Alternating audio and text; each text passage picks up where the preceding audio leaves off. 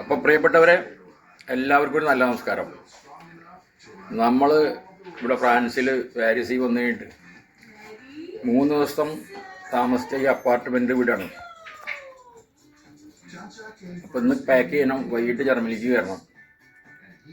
കാലത്ത് ഞായറാഴ്ച super market തുറന്നെന്ന് വെച്ച് പോയതാ, പക്ഷെ അവിടെ തുറന്നില്ല. അപ്പോൾ തിരിച്ചു വന്നപ്പോൾ നമ്മൾ ഒരു വെജിറ്റബിൾ ഫ്രൈഡ് റൈസ് അങ്ങ് ഉണ്ടാക്കി. അതിൽ മുട്ടയിട്ടുണ്ടോ, എല്ലാ സാധനങ്ങളും എടുത്തു, അരി കഴുകി 1:1.5 വെള്ളം, നന്നായിട്ട് ബട്ടർ ഇട്ട് അതിൽ അരിയിട്ട് കൊടുത്തു. ഒന്ന് മൂത്ത് വന്നപ്പോൾ നമ്മൾ ഇഞ്ചി, പിന്നെ ക്യാപ്സിക്കം, ക്യാരറ്റ്, ഇങ്ങനെയുള്ള സാധനങ്ങളൊക്കെ ചേർത്തു. അതേ ഉണ്ടായുള്ളൂ, ഉള്ളതുകൊണ്ടൊക്കെ തീർക്കാണ് പരിപാടി. കുറച്ച് ചെറുനാരങ്ങയും പിഴിഞ്ഞ് വെച്ചു. വെള്ളം വറ്റി ഇങ്ങനെ വന്ന വഴി തന്നെ, പിന്നെ ഒട്ടും നീട്ടിയില്ല.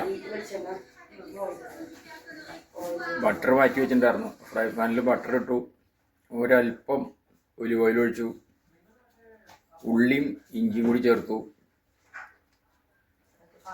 അതിൽ ചെറുനാരങ്ങ പിഴിഞ്ഞു. എന്നിട്ട് നന്നായിട്ട് മൊരിഞ്ഞ് വന്നപ്പോൾ എന്ത് ചെയ്തു നോക്കിയപ്പോൾ 2 മുട്ട വാങ്ങിയിട്ടുണ്ടായിരുന്നു. 2 മുട്ട ഇതിൽ തട്ടി. അങ്ങനെ മുട്ടയും തട്ടി നന്നായിട്ട് മൂത്ത് ആ സ്മെല്ല് മൂക്കിലേക്ക് അടിച്ച് വന്നപ്പെട്ടില്ല. നമ്മൾ ശരിയാക്കി വെച്ചിരുന്ന റൈസും വെജിറ്റബിളും കൂടി അരിക്കിട്ട് കൊടുത്തു. അങ്ങനെ ഒരു 5 മിനിറ്റ്, 5 മിനിറ്റ് ഇല്ല, 2-3 മിനിറ്റ് ബട്ടറിൻ്റെ മണോ ഒലിവ് ഓയിലിൻ്റെ മണമൊക്കെ പുറത്തേക്ക് വന്നപ്പോൾ നമ്മൾ പരിപാടി നിർത്തി. അപ്പോൾ ഇങ്ങനെ ഒരു റൈസ് അങ്ങ് ഉണ്ടാക്കിയെടുത്തു. ഇത് എല്ലാം തേഞ്ഞൊരു റൈസാണ്. 1 കിലോ ഭക്ഷണം നമ്മൾ കഴിക്കുമ്പോൾ ഫാറ്റ്, കാർബോഹൈഡ്രേറ്റ്, പ്രോട്ടീൻ ഇത് 3ഉം വേണം. അപ്പോൾ ഒരു 400 ഗ്രാം കാർബോഹൈഡ്രേറ്റ്, ഒരു 300 പ്രോട്ടീൻ, അങ്ങനെ 3 കൂട്ടം കൂടി ഒരു 300 ഫാറ്റ്, ഇതൊക്കെ കൂടി ഇതിലുണ്ട് കൃത്യമായിട്ട്. അപ്പോൾ ഈ ഒരു ഭക്ഷണം നമ്മളൊരു നേരം കഴിച്ചു കഴിഞ്ഞാൽ നമുക്ക് നല്ല ഒന്നാതിരെ ന്യൂട്രിയൻ ഫുഡായി. Vegetable,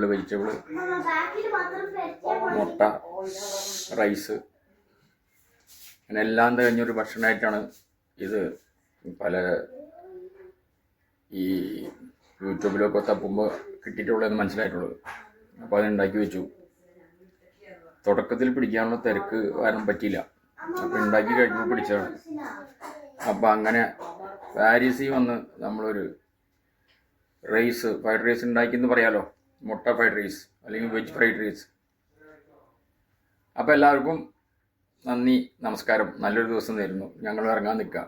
by. സിനിമ പിടുത്തമൊക്കെ നിർത്തി ക്യാമറ ഒക്കെ കൂട്ടിക്കെട്ടിയതാ. അപ്പുണ്ട് ഇനിയും പിടിച്ചതിലും വലിയ ആളെന്ന് പറഞ്ഞ കണക്ക് വമ്പൻ ഹാളുകൾ. ഇതൊക്കെ കോൺഫറൻസ് ഹാളുകളായിരുന്നാ പറയണേ.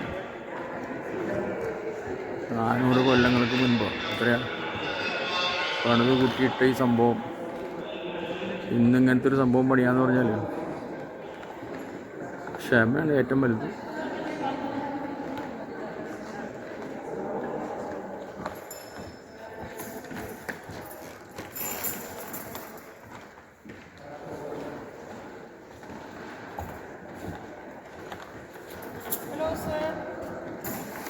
ഇതിൻ്റെ നിലത്തിൻ്റെ ഒരു ടെക്നോളജി ഉണ്ടോ, നമ്മളിങ്ങനെ അടുത്ത് നോക്കുമ്പോൾ ഇത് ശരിക്കും പരന്നിരിക്കുക.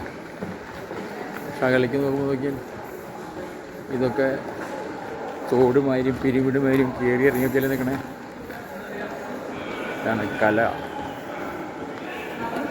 എല്ലാവർക്കും തലയുണ്ടെങ്കിലും കല ഉണ്ടായിക്കൊള്ളുന്നില്ല. അപ്പോൾ നമ്മുടെ ക്യാപ്റ്റൻ വേണ്ട സ്റ്റിൽ ഫോട്ടോ പിടിക്കാനുള്ള പരിപാടിയാണ്. ക്യാപ്റ്റൻ നിൽക്കാൻ പറഞ്ഞാൽ നിൽക്കുക, വേറെ നിവർത്തിയില്ല. എന്തായാലും ഇന്നത്തെ പരിപാടികൾ അവസാനിപ്പിച്ച് നമ്മൾ പോകാനുള്ള പരിപാടിയാണ്. നമ്മുടെ ചെറുതാറ്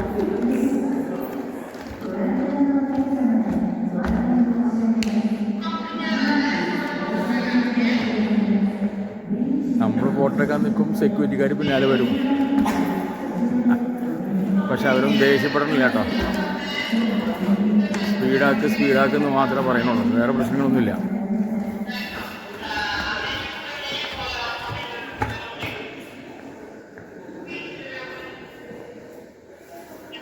ഇതാ 2 നിലയിലും നിരയായിട്ട് കണ്ട ഓരോ രാജാക്കന്മാർ. താഴത്തുള്ള മാർബിളിൻ്റെ ഒരു അഴകുണ്ടോ, ചവിട്ടാൻ തന്നെ പേടിയാണ് വഴിക്ക് വീഴുന്നു വെച്ചിട്ട്. പക്ഷെ ഒരു പ്രശ്നമില്ല കേട്ടോ.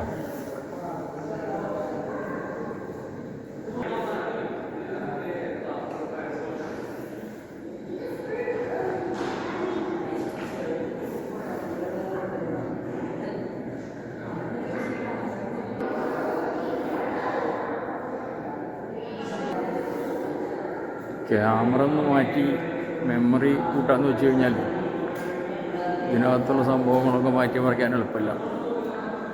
എന്നാൽ പിന്നെ ഗൂഗിൾ അമ്മായിയുടെ അടുത്ത് കയറി കുറച്ച് മെമ്മറി പൈസ കൊടുത്ത് മേടിക്കന്നെ, വേറെ നിവൃത്തിയില്ല. കൊട്ടാരത്തിലെ സമയം കഴിഞ്ഞു, ഇനി അകത്തുനിന്ന് പുറത്തിറങ്ങാണ്ട് യാതൊരു നിവൃത്തിയില്ല.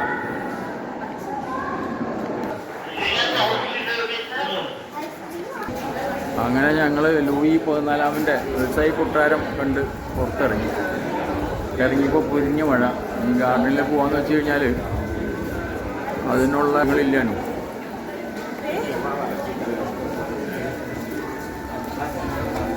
അപ്പോൾ ഷൂട്ടിംഗ് അവസാനിപ്പിച്ച് നമ്മൾ അടുത്ത സ്ഥലത്തേക്ക് ചേക്കേറാൻ നോക്കട്ടെ. അപ്പോൾ എല്ലാവർക്കും നന്ദി, നമസ്കാരം.